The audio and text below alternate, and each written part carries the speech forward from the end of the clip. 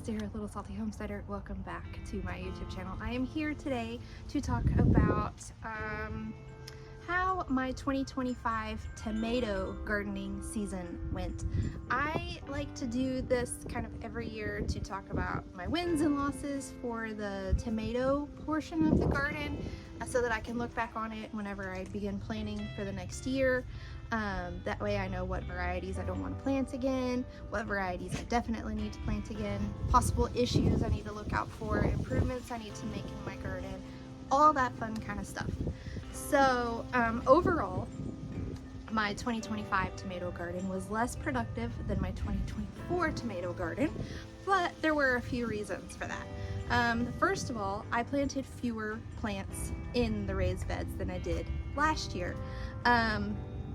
Last year I had 2 rows of tomatoes in this bed and then 2 rows of tomatoes in the other bed, which gave me like 15 more plants than what I planted this year.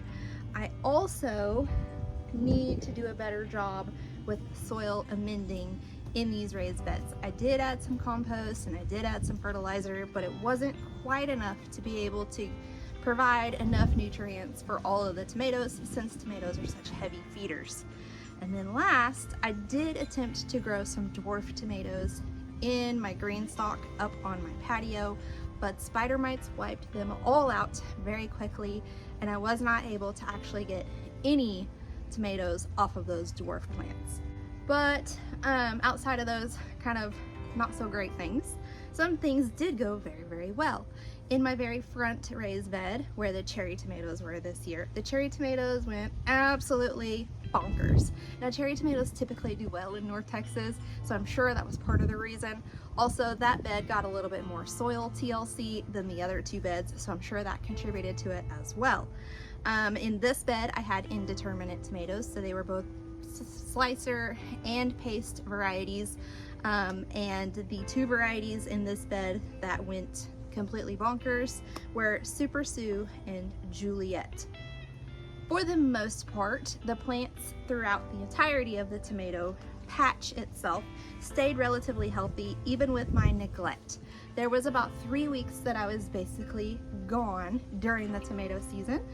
In May, I lost my grandmother, so I was in Louisiana for a week. In June, I assisted with my daughter's evening Girl Scout camp, and then I was gone for a week at my son's Boy Scout camp. So there was a little bit of neglect that happened in there, lack of watering, lack of maintenance, lack of pruning, all of those things that were caused by me not being here. I was able to can fire roasted tomatoes and tomato sauce. I canned 11 pints in total, which isn't as much as last year, but that was still a great amount, and I'm still using the tomato sauce now to make my pizza sauce for Pizza Fridays. And I also used some to make salsa the other day, so overall pretty good. I also dehydrated 1 quart of cherry tomatoes. I made 2 quarts of fresh salsa, which was nowhere near enough. I made 1 quart of fermented salsa. It wasn't bad, but it wasn't my favorite way to eat salsa. And then I also had 1 quart of fermented cherry tomatoes. So I did pretty well with the preservation part of it. I also had a lot that were utilized for just fresh eating stuff. I really love to eat fresh tomatoes, so I ate them and ate them and ate them until they weren't growing in the garden anymore. So let's talk about some standout varieties that I had in my garden this year. We're gonna start with the cherry tomatoes, and that is going to, those varieties are going to be Sun Gold. This was my favorite tasting tomato out of the entirety of the garden this year.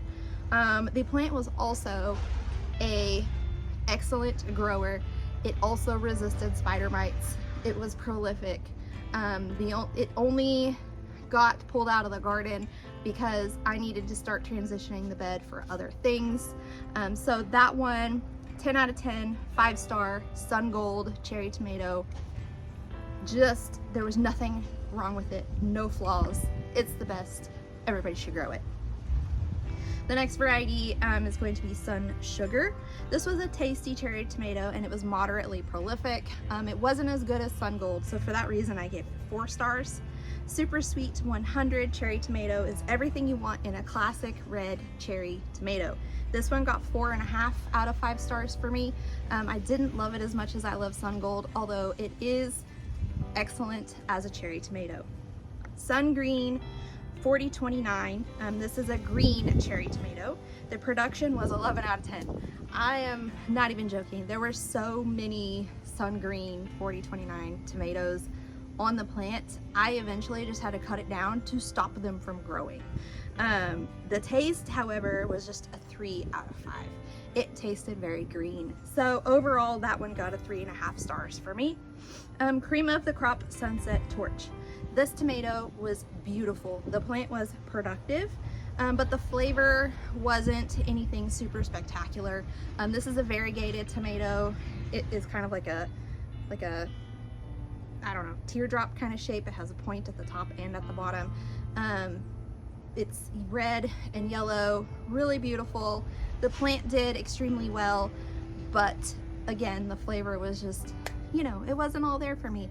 So I gave that one 3.25 out of 5 stars. So for tomatoes, cherry tomatoes that I'll absolutely grow again, Sun Gold, probably Sun Sugar, and then Super Sweet 100.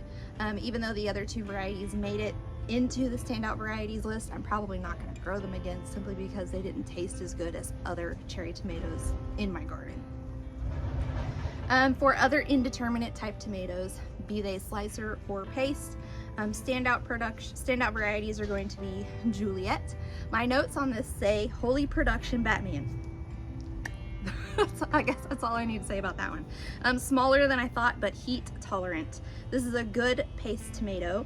I gave it 3.5 out of 5 stars. The reason that I gave it 3.5 out of 5 stars was because of the size. They are relatively small, so whenever you're in there trying to process them for sauce or diced tomatoes or however you're going to process them, it is quite time consuming to get all of the skins off of so many small tomatoes. All right, so the next variety of indeterminate tomato that made the standout varieties list, Super Sue. This is my favorite tomato for salsa. It has a more acidic flavor, so whenever you roast it off or just chop it up or what have you, it's not going to make your salsa overly sweet, which is a problem that I have with some of the heirloom varieties. They make an overly sweet salsa, which is really hard to combat to make spicy enough. It's a whole delicate balance here in Texas to get the right salsa going. So Super Sue, favorite tomato for salsa. It is heat tolerant and it is prolific. So for those reasons, I give it 4 out of 5 stars. Now, determinate tomatoes, I grew in this bed that is up against the house. I didn't have any standout varieties this year due to a variety of reasons. Spider mites, airflow, overall soil health. So I don't have any varieties that I will absolutely say, yes, 1000% grow again. Poor performers, on the flip side of that, varieties that I absolutely will not grow again. Some of these make me be kind of sad because I was very excited to put them in my garden. But the first 2 varieties are actually cherry tomatoes. The first one is Sakura. This is a greenhouse variety, so that's likely why it did not do well in my garden, but I think I picked a whole 3 tomatoes off of the plant. That's also the second attempt at growing that particular variety in my garden. So I am not going to spend any more time or space on that variety here in this garden. Maybe if I reach the point where I have like a temperature controlled greenhouse, then I can try it again, but for now it is not coming back into my growing spaces. The next variety of cherry tomato that I will not grow again is going to be Rebel Alliance. This one makes me very sad because I was very excited to grow some Star Wars type tomatoes, but for whatever reason this plant died early on, so I didn't get any tomatoes off of it at all. I am really trying to increase the focus on the amount of production I get out of this garden, while also having an excellent flavor profile. So if it's going to die and I can't even get anything off of it, I'm not going to put it in my garden again. All right, so for indeterminate varieties that I'm not going to grow again, I am not going to grow Darth Mater. Now, this plant was super prolific. The tomatoes that I did harvest off of it were incredibly beautiful. They're very deep, dark red, almost in the black tomato family, but every single tomato split. Whether I controlled the water or not, they split as soon as the water hit them. So I'm not going to give space to them in my garden, because if I'm not out here to catch them when they split right away, then I can't utilize them and it's just a waste. So unfortunately, Darth Vader and Rebel Alliance tomatoes will not be making an appearance in my 2026 gardens, along with Rebel Starfighter Prime. I have attempted to grow that one at least 2 years in a row, and both years I have had very little success. So no Star Wars tomatoes in my garden for 2026 and probably beyond. The next variety that I'm not going to grow, again, is going to be Black Beauty. Now in my video for 2022 or 2023, I put Black Beauty as one of my top varieties. However, it is very tricky to grow and it is super prone to spider mites. That was my first variety outside of the dwarf varieties on my patio that fell prey to spider mites in my garden this year. The tomatoes themselves are beautiful, they're super delicious, but because the plant is so hard to grow and the spider mites just knock it out so quickly, and it's not productive enough to merit giving that space to, I'm not gonna grow it again. It makes me very sad because I do love the way that tomato tastes so much. The next variety is going to be Wagner Blue Green. Now this variety is actually probably closer to a cherry tomato and not necessarily a slicer tomato, but it is not super flavorful. It is also prone to spider mites, and overall the plant is super wimpy. So I want the plants in my garden that are going to withstand my neglect, my crazy pruning skills, weather, insects, all of the different things that happen within North Texas vegetable garden. And this plant just wasn't it, so I'm not going to be planting it back in my garden. Now as far as determinate varieties of tomatoes, again, it was an overall meh year for all of those varieties, so I'm not going to say one way or another if I'm going to grow them or not, simply because of all of the, various issues that I had growing tomatoes in this bed this year. So for 2026, my focus for the garden is going to be soil health. I'm going to continuously add compost and fertilizers all winter to produce an overall healthier soil, not just to these 3 tomato beds, but to the rest of my garden as well. If you watched any of my other garden videos that talked about the beds over there, the compost that did get put into those beds created a nitrogen lock. So I have been suffering all year with a meh tomato season and a meh garden season over there for 2 very different reasons. So I am focusing on soil health, compost, fertilizer, getting these beds back to where I know they can be in terms of productivity. I am also going to be researching varieties that grow well in North Texas. We have a very interesting climate to grow in. It gets hot very quickly, stays hot for a very long time, it is humid, and we have a lot of different pests. So I have been very diligently working on researching different varieties of tomatoes that we can grow here in North Texas. I'm consulting local nursery websites, local gardening websites, different blogs, and different messaging boards like Facebook groups and such to try to narrow down a list of tomatoes that I can plant in this garden and have a knockout season. I am also going to think about planting in both the spring and the fall. Now it gets a little tricky to plant in the fall because I'm also transitioning the beds to make space for broccoli, cauliflowers, radishes, carrots, different roots and brassicas and leafy greens. So I don't want to plant an entire garden of tomatoes in the fall, but it might be beneficial to throw in 4 or 5 plants possibly. So that's something that I need to think about. I also need to think about the trellising situation. Now the past couple of seasons I have done the Florida weave, which is incredibly easy and it can work very well, but I need to really sit down and think about if that is the best method for the way that I grow my tomatoes here in North Texas, and if that's going to be the easiest, most time efficient way for me to trellis my tomatoes. Honestly, I'll probably stick with it. I just need to be more diligent at keeping up with it, probably setting alarms in my phone or something like that so that I can, you know, remember to come out here and do that before the plants get too wild and out of control. But it is something that I need to think about.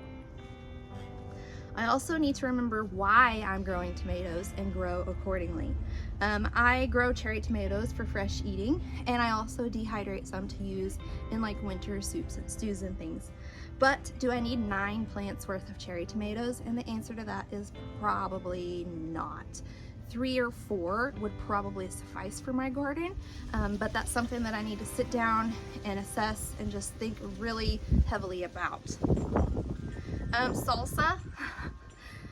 Salsa is like my favorite condiment. I put it on so many different things and it's my favorite snack. So I'm still trying to find the best recipe, although the one I made on Friday was pretty spectacular, so maybe I'll just stick with that one. I'm still trying to master that recipe, so I need to grow tomatoes accordingly to handle that specific recipe. Additionally, for canning, I love to utilize fire roasted diced tomatoes and tomato sauce for all different types of things, from pasta to pizza to soup. I made tomato soup yesterday, to even salsa. So I need to make sure that I have enough tomatoes to can in both of those ways. I leave both of those pretty basic so that they can be turned into whatever I need. I'm sorry, there's a monarch right there. Hello. So they can be turned into whatever I need. Mostly the tomato sauce is utilized in pizza sauce, but if I can have a big stockpile of various pretty basic canned tomatoes, then I won't be relying so heavily on the grocery store for different one-off things that are kind of outside of that pizza sauce realm. And then lastly, some lessons I learned in the 2025 tomato garden. Diligence is key. Be present in the garden. Like I said, I was very neglectful because I was absent, probably a grand total of 3 weeks this summer in the middle of tomato season. So I need to make sure that if I'm going to be gone, then before I leave and after I come back, I'm very diligently out here checking for pests, harvesting, watering, fertilizing, all of the different things that can heavily affect the outcome of the plants while I'm gone. Obviously, another lesson learned: soil health, soil health, soil health. I need to make constant progress on the soil in these beds. I also need to work on managing pests better. I had more hornworms this year than I had last year, even though I had less plants this year. So I need to address companion planting, and I need to address inspecting the plants better.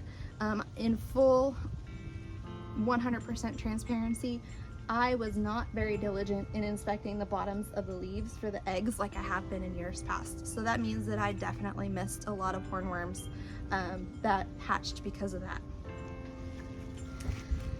The other pest that I really had a struggle with this year was spider mites. So a focus on soil health will help mitigate that, and utilizing high pressure water more often on the leaves of the plants will help kind of deter them from moving in and making my tomatoes their home.